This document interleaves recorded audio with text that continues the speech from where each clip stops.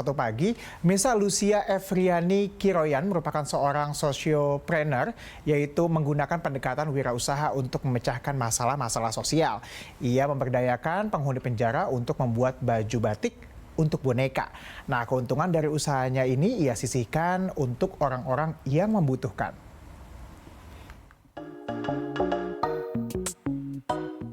Tahun 2012 lalu, Lucia Evrina Kiroyan membuat program Batik Girl untuk memperdayakan para narapidana perempuan di sejumlah rutan maupun lapas, khususnya yang tersandung kasus narkoba.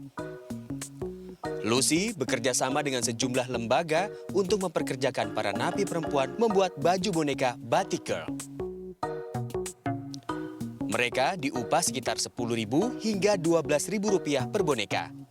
Sementara itu, keuntungan dari penjualan Batik Girl ini untuk membiayai sejumlah kegiatan yayasan yang didirikan Lucy seperti Cinderella for Indonesia.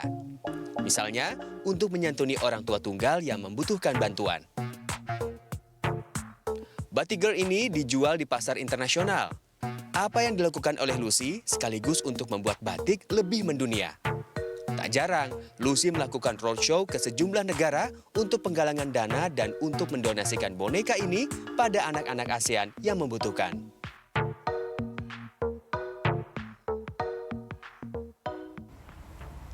Ya, Mesa, untuk lebih jelasnya kita akan langsung berbincang dengan Lucia Evriani Kiroyan yang sudah hadir bersama kita pagi ini. Selamat pagi, Mbak Lucy. Selamat pagi. Oke, Mbak Lucy, ini tadi kan di paket berita kita sudah lihat ada gagasan-gagasan dan juga gerakan yang sangat menarik sekaligus juga membantu banyak orang begitu ya. Kita mungkin bisa flashback ke belakang, awalnya ini dari mana sih idenya? Program Batik Girl ini kan tahun ini sudah menginjak 10 tahun, Mas. Okay. Jadi awalnya sih karena saya memang punya nasar ya waktu itu. Kalau kebetulan saya single mom pada saat itu, jadi saya mendirikan sebuah yayasan namanya Cinderella Indonesia, Yayasan Cinderella Indonesia yang saya dirikan di Kota Batam. Jadi waktu itu awalnya cuman kepengen membantu orang tua tunggal ya. Oke. Ya, ibu tunggal, tapi dalam perjalanannya akhirnya saya mendapat ide untuk memberdayakan warga binaan perempuan yang ada di penjara di Indonesia, ya. Oke, kalau misalnya kita melihat lebih jauh, apakah kemudian pemberdayaan ini hanya melalui membuat batik untuk boneka tadi ya, atau ada gerakan-gerakan lain yang dilakukan? Kalau di Yayasan Cinderella Indonesia itu kegiatannya banyak, cuman program utama itu program Batik Girl karena kita bisa program ini sudah sustainable ya karena sudah 10 tahun. Tapi kami juga punya anak asuh sekitar 100 anak-anak jalanan yang kita punya komitmen untuk membesarkan mereka sampai umur 18 tahun.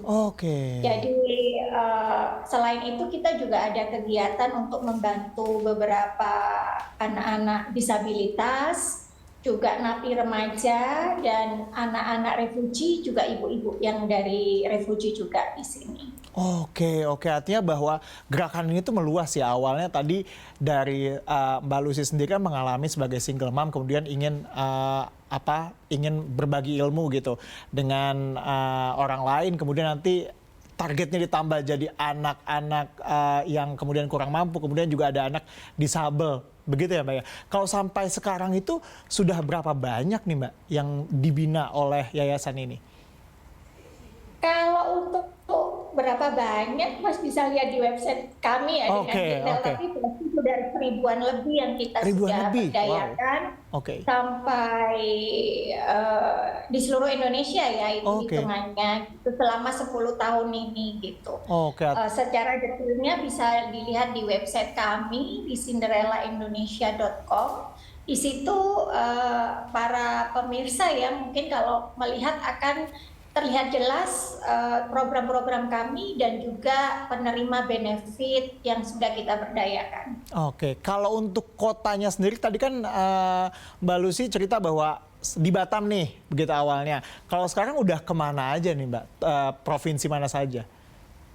Tergantung. Kalau Mas ngomong masalah pemberdayaan tentang saya menjalankan program Batik Girl yang memberdayakan napi wanita, itu kita sudah jalankan di 3 penjara di Indonesia. Ada di Batam, ada di Jakarta, ada di Bali gitu.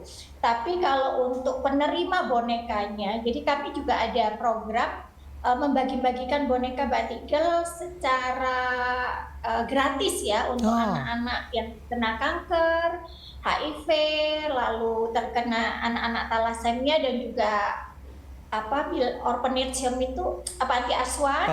Itu kita sudah menyebar di 10 provinsi di Indonesia dan juga sudah ada di beberapa negara tetangga kita bagi seperti di Malaysia, Singapura dan juga Brunei Darussalam. Oke, menarik sekali. Aku juga tertarik nih untuk membahas mengenai tadi kan nama yayasannya itu Cinderella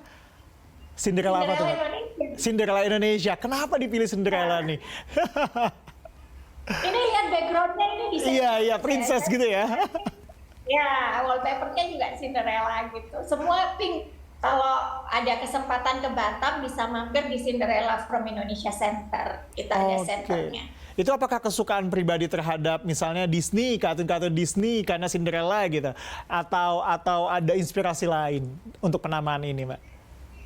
Oh ya, jadi penamaannya sih sebenarnya begini. Saya juga pecinta story Cinderella Indonesia itu, cuman saya nggak suka endingnya gitu.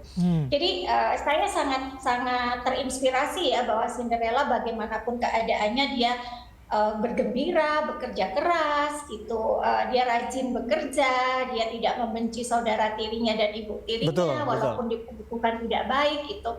Tetapi ending dari cerita bahwa dia itu terlepas dari masalahnya dengan menemukan seorang pangeran, itu yang saya tidak mau. Maksudnya saya jadi saya story sendiri gitu loh.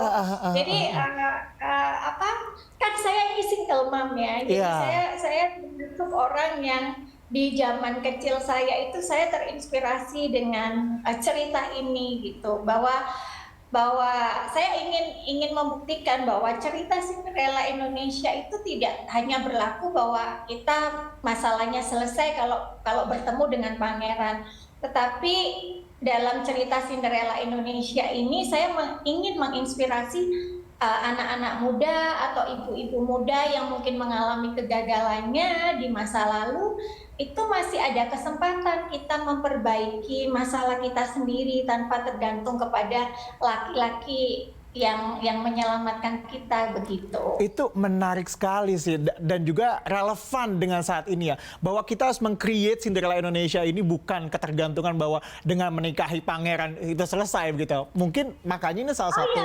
Ya, betul ya. Jadi kalau makanya saya tuliskan buku Cinderella Indonesia itu, jadi dulu saya meluncurkan buku dulu Cinderella Indonesia, lalu saya membangun sebuah center untuk membantu single mom muda, Cinderella from Indonesia Center saya beri nama karena itu berkesinambungan. Jadi saya kepingin begini, bahwa kalau memang ada masalah, kita melakukan kesalahan, ya kita tidak bisa bergantung kepada orang-orang laki yang menyelamatkan kita gitu. Jadi kita sendiri begitu.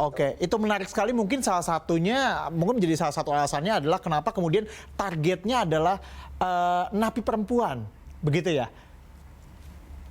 Jadi saya nggak sengaja memberdayakan napi perempuan itu, Mas. Jadi pada saat waktu itu saya mengikuti program namanya Australia Indonesia Muslim Exchange Program. Jadi waktu saya terpilih menjadi salah satu peserta program itu di Australia, saya diundang oleh artis Muslim gitu. Jadi kebetulan artis ini juga seorang polisi. Kalau pagi dia bekerja sebagai polisi di Australia dan dia juga seorang artis begitu. Jadi dia memberdayakan napi anak-anak untuk membuat mosaik Jadi habis itu mosaiknya dijual gitu untuk mendanai kegiatan-kegiatan dia di penjara gitu. Nah, saya jadi terinspirasi. Nah, pada saat pulang ke Indonesia, saya nggak ketemu napi anak-anak waktu itu. Jadi ketemunya napi perempuan. Dan saya lihat napi perempuan tuh muda-muda gitu, kok cantik-cantik. Terus saya tanya hukumannya lama. Ternyata karena terkena kasus narkoba. Gitu. Jadi ya, jadi waktu yang saya wawancara awal-awal dulu 10 tahun yang lalu tuh hukumannya bisa 10 tahun, 12 tahun. Makanya saya membuat satu program yang long term gitu. Makanya Batik Girl ini kan long term. Sudah 10 tahun kami menjalani. Oke, mungkin juga aku mau nanyanya kenapa kemudian pemberdayaannya adalah melalui membuat batik gitu ya, membuat baju batik untuk boneka. Kan bisa yang lain tuh, ada yang bisa salon kecantikan atau apa. Ya, jadi awalnya saya mengajari mereka buat es, buat coklat gitu awal-awalnya. Tapi kan kalau makanan agak susah saya untuk bawa ke luar negeri gitu. Jadi saya kan waktu belajar di Amerika itu dulu saya pernah dipanggil doll from Indonesia. Jadi akhirnya saya pikir kenapa ya saya nggak bikin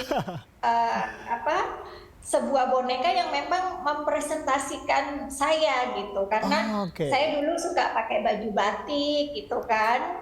Jadi akhirnya saya bikin sebuah boneka memakai baju batik dan itu bisa saya pasarkan ke luar negeri.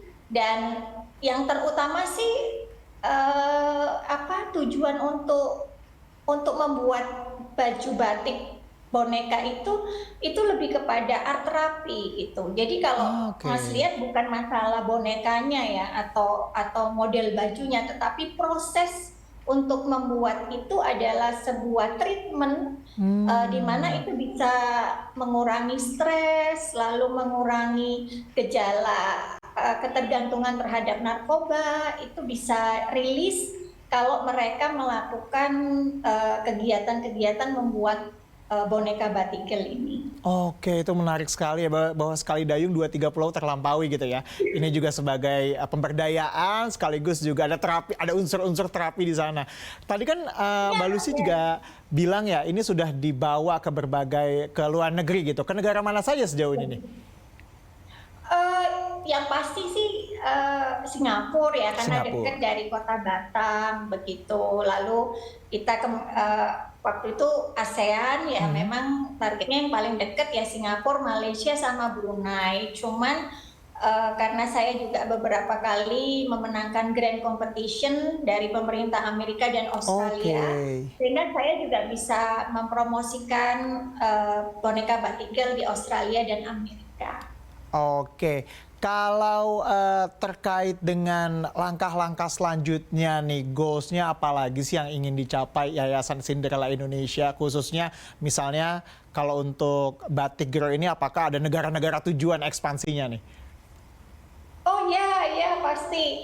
Jadi kalau Mas lihat tahun 2022 kemarin, itu saya sempat melakukan show di New York International Fashion Week untuk memamerkan boneka saya bersama model-model internasional di New York Februari lalu. Nah, lalu habis itu saya memenangkan sebuah kompetisi dari Australian Grand Scheme, di mana saya membuat sebuah film animasi Batik Girl yang judulnya Fikusia. Jadi ini karena pas pandemi kemarin saya tidak bisa ke Australia, jadi saya membuat sebuah film animasi gitu, karena saya pikir nggak tahu ya kapan pandemi berakhir gitu. Jadi kalau seandainya saya tidak bisa terbang ke Australia dengan boneka saya, minimal film ini bisa ke Australia gitu. Jadi dan Fikusia kemarin kami sempat ke Melbourne dan Sydney juga. Jadi udah selesai roadshow-nya. Jadi untuk next kami kepinginnya ke roadshow ke ASEAN. Jadi kita tahun 2023 saya punya program untuk expand dari 3 produksi bonekanya, yang dari 3 penjara jadi 5 penjara. Saya pengen menambah lagi ke Surabaya dan Medan, di mana itu target case narkobanya cukup tinggi. Dan untuk film Fikusia kami akan roadshow ke negara-negara ASEAN. Oke, wah itu benar-benar mimpi yang besar, dan juga kita doakan bersama bahwa di tahun baru ini semua goalsnya bisa tercapai, kemudian juga lebih banyak orang yang bisa menerima manfaat dan juga benefit dari Yayasan Cinderella Indonesia, khususnya untuk di Batik. Itu juga sekaligus tentunya menghilangkan stigma gitu ya, bahwa setiap narapidana itu adalah orang-orang yang terbuang. Karena enggak ya. Di sini juga kita lihat bahwa betul. Mas lihat kan hasil boneka-boneka ini, saya selalu menyemangati mereka.